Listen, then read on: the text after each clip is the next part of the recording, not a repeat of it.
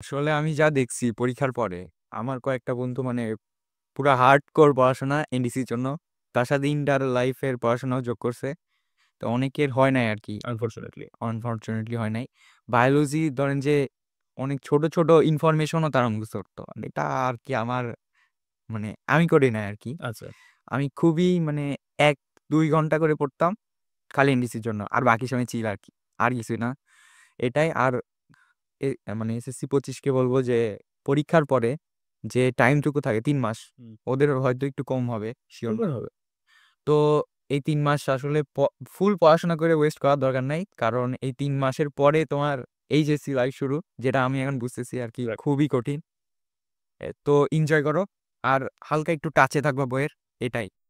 আর ও যে কথাটা বলছে, তোমরা যারা কোর্স কিনবা বা কোর্সের ডেমো ক্লাস দেখবা, ফার্স্ট কথাটাই সেই কথা। একদম লেকচার 1 এর ১ম কথাটাই হচ্ছে ১ নাম্বার পয়েন্ট হচ্ছে, keep in touch with books. Just বইয়ের সাথে তুমি ইন টাচ থাকো।